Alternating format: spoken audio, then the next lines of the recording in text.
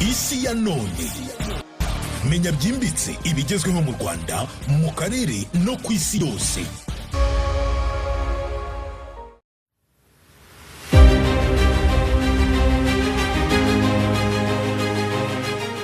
Mu minsi ishize isi yose yongeye gukangaranwa n'amakuru avuga ko Iran ishobora gufata icyemezo gikomeye cyo kwihutisha gahunda yayo yo gukora igisasu kirimbuzi. Ibi bije mu gihe Perezida wa Leta Zunze Ubumwe za Amerika Donald J. Trump akomeje gutangaza ubutumwa bukomeye avuga ko atazigera yemera ko Iran igira intwaro za kirimbuzi. Trump yavuze kenshi ko intego nyamukuru ya Leta Zunze Ubumwe za Amerika ari ukubuza Iran kubona intwaro kirimbuzi.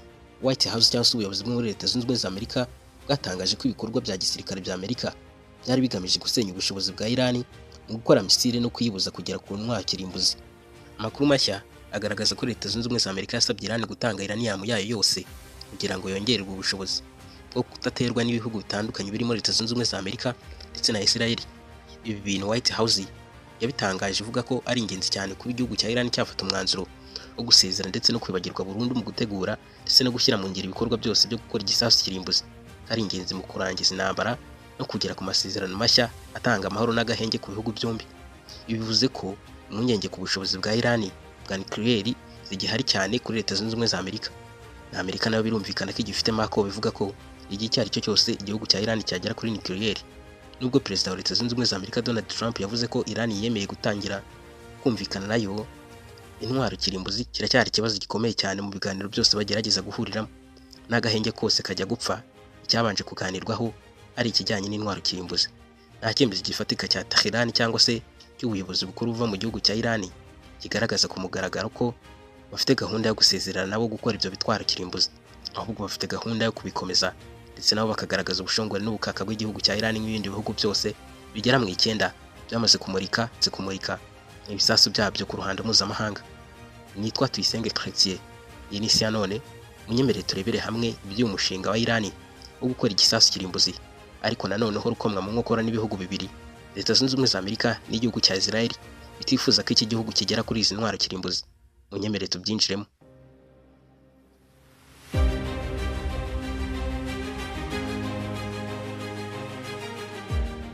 Abasesenguzi benshi bavuga ko ibyo bishobora kubaho ari igitutu cya politiki cyangwa uburyo bwo gutsinda mu biganiro bya diplomasi ku mpande zombi.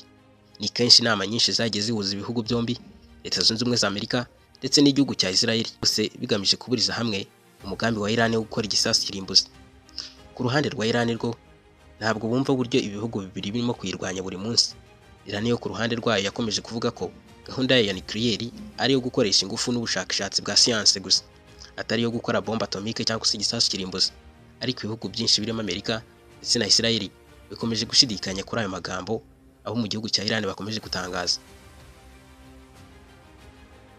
Iran yabifashe icyemezo cyo gukora igisasu kirimbuzi byeruye cyangwa biracyari mu magambo gusa? Ibintu uko bukeye uko bwije bigenda bihinduka umunsi ku munsi, ndetse bigahinduka cyane. Uburinganire bw'imbaraga mu burasirazuba bwo hagati, benshi bakabona ko bwagira ikibazo igihugu cya Iran kiramutse kibonye bombe atomike cyangwa se igisasu kirimbuzi. Umuturanyi w'igihe cyose ndetse w'umwanzi w'ibihe byose w'igihugu cya Iran ari we Israel yabifata nk'akaga gakomeye cyane, kandi bishobora gutuma intambara y'uburasirazuba bwo hagati ikomeza ku rwego itazigera irangira, ndetse mu rwego rukomeye cyane kurushaho.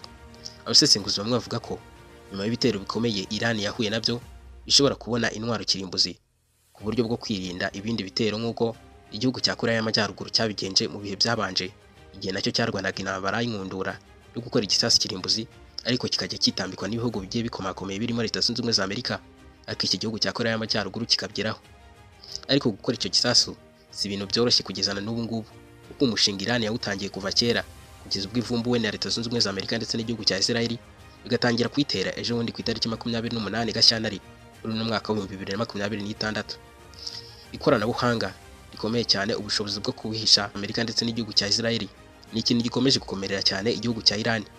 Ukuri ni uko nta gihamya cyemeza ko Iran yamaze gukora igisasu kirimbuzi nk'uko benshi babivuga, ariko impaka ni nyinshi ku bihugu byombi n'amahanga.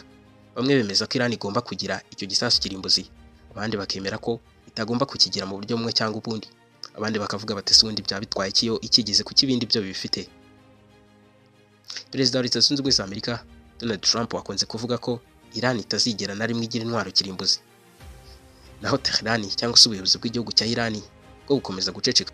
Ese Iran izakomeza kugendera mu masezerano cyangwa izahitamo inzira y'igisasu kirimbuzi nk'uko benshi bakomeje kubitekereza? Hagati aho ngaho hari ibihugu byinshi biri inyuma y'igihugu cya Iran, ibindi bikaba bidashyigikiye iki gihugu cya Iran.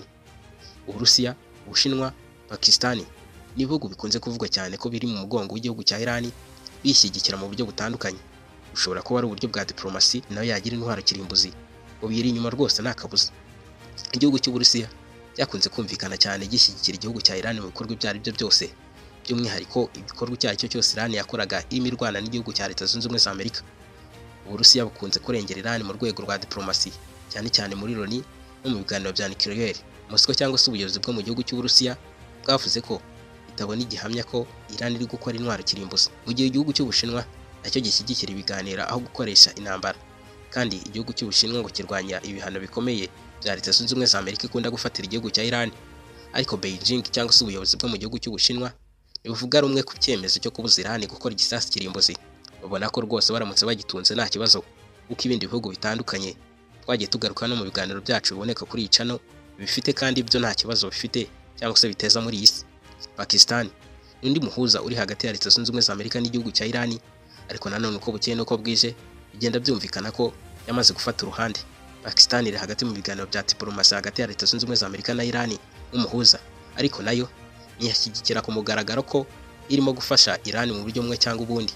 Ariko mu bijyanye na atomic bombe, ibitekerezo byinshi by'ubucukumbuzi bikunze kugaragaza ko Pakistan ikunda gushyigikira Iran ko nayo yagira agatwaro kirimbuzi kayirwanaho mu buryo bwari bwo bwose iramutse itewe n'umwanzi. Hagati aho ngaho ibihugu bitandukanye nabyo bidashyigikiye Iran birahari, duhereye kubirwanya no muri iyi ntambara muri iki gihe. Leta Zunze Ubumwe za Amerika, Donald Trump yavuze inshuro nyinshi ati Iran can never have nuclear weapons, kuvuga ko Iran itazigera igira igitwaro kirimbuzi habe na rimwe. Ubumwe za Amerika niyoboye ibikorwa byose byo kubuza Iran kugera kuri iyo ntwaro kirimbuzi. Hagati aho ngaho ikaba iterwa ingabo mu bitugu n'igihugu cya Israel, nacyo mushuti ukomeye wa Leta Zunze Ubumwe za Amerika. Israel nayo ibifata nk'akaga gakomeye cyane, ndetse n'imwe mu mpamvu zatumye igaba ibitero bikomeye cyane nk'uko ibinyamakuru bitandukanye bikomeza kubivuga. Ku itariki ya 28 Gashyantare mu mwaka wa 2026 nibwo ibitero bya mbere byisutse ku gihugu cya Iran bitangira gusenya bimwe mu bikorwa remezo bibarizwa mu gihugu cya Iran, by'umwihariko target cyangwa se impamvu runaka yatumye iki gihugu cya Iran giterwa kwari gusenya bimwe mu bikorwa remezo bishobora gutuma havuka igisasu kirimbuzi kuri iki gihugu cya Iran. Israel rero ni umwanzi ukomeye cyane w'igihugu cya Iran, kandi nayiharanira ko igihugu cya Iran kitatunga igitwaro kirimbuzi uko byagenda kose. Mu busesenguzi bwayo yo ibona ko akarere ibihugu byombi bituyemo kaba kagiye kubisibaniro ry'intambara, aho kuba amahoro igihugu cya Iran kiramutse kidafite iyi ntwaro kirimbuzi. Saudi Arabia namwe mu bihugu bibarizwa mu kigo cy'Abarabu ni bimwe mu bihugu bitifuza ko Iran nayo yagira igitwaro kirimbuzi. Bifite impungenge ko Iran yabigize intwaro kirimbuzi byahindura uburinganire bw'ubutegetsi mu karere. Hari abavuga ko Saudi Arabia nayo yahita ishaka iyo ntwaro kirimbuzi by'ako kanya. Hibazwa niba igihugu cya Iran kizashyirwa kigeze gukora igisasu kirimbuzi cyaharaniye kuva kera. Ariko uko gikomeza kwitambikwa n'ibihugu bitandukanye birimo Leta Zunze Ubumwe za Amerika, Israel n'ibindi bihugu bitandukanye, bigumya kugica intege mu buryo bwari bwo bwose bwo kugera ku ndunduro yo gukora igisasu kirimbuzi.